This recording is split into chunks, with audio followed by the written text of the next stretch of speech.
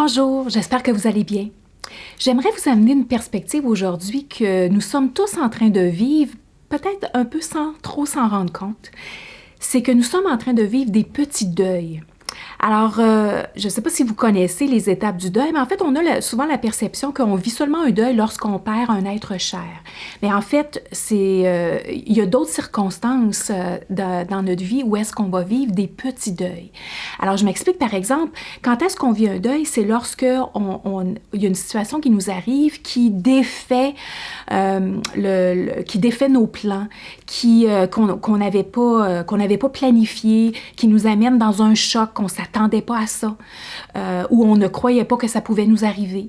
Alors que ça soit la maladie va nous amener à vivre les étapes du deuil, ça peut être une perte d'emploi qui va nous amener à vivre les étapes, ça peut être dans les organisations le fait qu'il y a énormément de gens qui sont en maladie pour un certain temps. Alors ça aussi, donc le fait d'avoir le changement qui se passe à l'intérieur de notre organisation, ça aussi, ça nous amène à vivre des deuils. Ça peut être n'importe quelle circonstance, ça peut être une séparation, ça peut être le confinement, ça peut être encore les changements au niveau des enfants, que ce soit au niveau de leur comportement ou du fait que eux autres aussi en vivent des moments de deuil. Alors, qu'est-ce qu'on vit quand on vit les étapes du deuil? Bien, souvent, ça va commencer par le choc. On est surpris que ça nous arrive ou que ça l'arrive, malgré que là, ça fait quand même un certain temps qu'on est dans une situation où est-ce qu'on n'a plus trop de choc, mais on peut avoir la colère, parce que ça, c'est une autre étape qu'on a à passer quand on vit les étapes du deuil. On est choqué de la situation parce que ça défait nos plans, ça défait toute l'organisation qu'on avait faite de notre vie. On n'avait pas planifié ça dans notre vie. Ça défait nos projets, ça défait toute notre organisation. Donc, si on est propriétaire d'entreprise ou même si on est collègue, ça défait tout ce qu'on avait planifié. Ça peut changer la perspective de ma carrière, mes objectifs de carrière. Ça nous remet en question. Alors, on peut être choqué de la situation. Maintenant, ce qui est important de prendre en considération, c'est que c'est correct de vivre ces émotions-là. Et en fait, on veut les vivre, ces émotions. Mais on veut aussi choisir comment on va les vivre. Et la colère, par exemple, juste pour vous donner un petit truc, si vous êtes dans cette période-là, vous êtes dans cette phase-là de colère, bien, je vous invite soit à aller dehors, à aller courir, parce que ça va faire sortir votre énergie. Parce qu'en fait, de l'émotion, c'est de l'énergie en mouvement. Alors, quand vous courez, vous faites bouger cette énergie-là. Ça peut être d'aller crier dehors. Ça peut être, si vous êtes confiné à la maison, puis vous avez vos enfants avec vous, ou vous avez vos proches avec vous, allez dans votre chambre, prenez votre oreiller, puis criez dans votre oreiller. Ça peut être de taper sur votre oreiller, de taper sur votre matelas. Ce qui est important, c'est de tenter de l'exprimer lorsque vous êtes seul, parce qu'en fait, quand on exprime la colère autour des gens autour de nous, ça occasionne, des réactions, et puis des fois des réactions de non-acceptation, ça peut être ça, des réactions de jugement, mais aussi, lorsqu'on projette notre colère chez les autres, c'est que ça peut aussi offenser certaines personnes, ça peut débalancer l'atmosphère, changer l'atmosphère de travail. Alors, c'est pas la meilleure façon d'exprimer la colère devant tout le monde, puis de frapper, mais que ce soit de frapper le mur devant tout le monde non plus, c'est pas la meilleure chose. Mais aller dehors, aller crier, aller courir, aller marcher si vous voulez, mais juste laisser sortir cette pression-là ou aller dans votre chambre puis frapper sur le matelas ou crier dans l'oreiller, c'est tout à fait correct. Cette pression-là a besoin de sortir.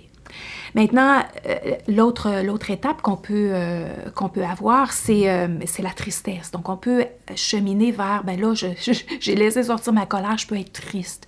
Triste de la situation, triste que ça m'arrive, triste pour mes collègues, triste pour mes enfants, triste pour peu importe. Et ça aussi, c'est correct. Donc, vous avez envie de pleurer, pleurez. C'est tout à fait correct de pleurer. Vous voulez la laisser sortir. L'expression de l'émotion, elle est extrêmement, extrêmement importante. On ne veut pas garder ça à l'intérieur.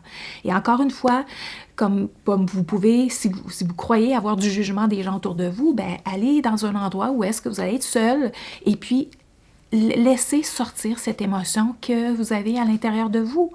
Parce que qu'est-ce qui est important dans le cheminement du deuil, c'est d'arriver, en fait, je dirais pas le plus rapidement possible, mais c'est d'arriver à un moment donné à l'acceptation de ce qui est.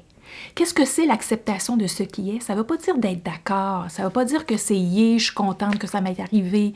Ça ne veut pas dire que j'ai toute la joie que de cette situation-là est rentrée dans ma vie. Mais ça veut dire que je fais tout simplement, c'est une réalisation que cette situation-là, elle fait partie de ma réalité présentement. Ça ne veut pas dire qu'elle va durer vitam aeternam. Ça ne veut pas dire que j'en sortirai pas, que je ne pourrai pas continuer à évoluer. C'est pas ça, mais c'est juste de, tout simplement, c'est ça, c'est ma réalité présentement. On parle de pénurie de main-d'œuvre. Ça a énormément d'impact dans une organisation. Et l'autre perspective que je veux vous amener par rapport à ça, pour vous aider à cheminer vers l'acceptation, c'est que souvent dans les organisations, ce que j'entends en coaching, c'est la peur et l'impuissance et ce qui nous amène aux émotions de colère, c'est que j'ai plus les ressources, je suis plus capable de répondre comme je veux à ma clientèle. Et puis, la perspective que j'aimerais vous amener, c'est que, vous savez, en tant qu'être humain, ce qui est important, c'est de continuer à faire du mieux de nos capacités avec les ressources que nous avons à un moment donné. Donc, ici, maintenant, avec l'énergie que j'ai, avec le temps que j'ai, avec les ressources dont mes collègues, c'est mes ressources aussi, voici ce que je suis capable de donner maintenant, présentement. C'est loufoque de croire il y a certaines organisations qui sont à la moitié de leurs effectifs. Alors, c'est loufoque de croire que j'ai l'obligation de donner exactement la même chose, donc la même productivité et même le même service que lorsque j'étais à effectif, à pleine capacité. Ça ne fait pas de sens, OK? C'est là qu'on se donne énormément de stress qui sert absolument à rien parce que quand on vit dans le stress, c'est encore pire. On est encore moins focalisé, on a encore moins de mémoire, on peut encore moins bien servir nos clients parce qu'on est dans une énergie drainante, tout simplement. On n'est pas dans la créativité, on n'est pas dans l'énergie là, élevante. Alors, c'est important de prendre ça en considération. Puis même en tant que consommateur, OK? Parce que souvent, en tant que consommateur, c'est nous qui demandons qu'on prenne soin de nous, là, ici, maintenant, de la même façon que ça l'a été dans le passé. Nous aussi, en tant que consommateurs, on a besoin de faire le deuil de ce qui est. Quelle est la réalité présentement? Et la réalité présentement, c'est que tout le monde, toutes les organisations sont en train de vivre cette problématique, que ce soit à cause de le manque de main-d'œuvre, à cause de la maladie, ou à cause donc à cause du COVID, ou à cause d'autre chose. C'est la réalité. Donc, en tant que consommateur, aussi, on vit cette réalité-là. Alors, on peut être choqué, on peut être triste. Maintenant, nous aussi, on aurait besoin de cheminer vers l'acceptation de ce qui est. Ça fait partie de la réalité. Pourquoi on veut cheminer vers l'acceptation? Parce que c'est la reconstruction. Et c'est à travers la reconstruction qu'on réussit. Donc, le mindset, notre état d'esprit de reconstruction nous amène à être innovateur, nous amène à refocaliser sur une restructuration de notre plan, OK? Que ça peut être notre plan de notre année, notre plan de vie ou notre plan organisationnel, peu importe. Alors, c'est dans cet état d'esprit que on est beaucoup plus créatif, innovateur et on est en recherche d'options et de solutions. Ce que on ne peut pas être lorsqu'on est en colère, lorsqu'on est en tristesse, lorsqu'on est en déni également. Donc, notre cerveau n'est pas à la recherche d'alternatives lorsqu'on est en colère. Parce que quand on est en colère, on se pose la question pourquoi? Puis on croit que c'est pas juste qu'est-ce qui est en train de nous arriver. Donc, on n'a pas le même mindset, on n'a pas les mêmes pensées, on n'est pas dans le même état d'esprit. Okay? Alors, si on veut être dans les solutions, les alternatives, les nouvelles options, l'innovation, la créativité, comment on va faire avec la réalité qu'on vit présentement, qu'est-ce qui est possible pour nous? Alors, on veut cheminer vers l'acceptation et la reconstruction.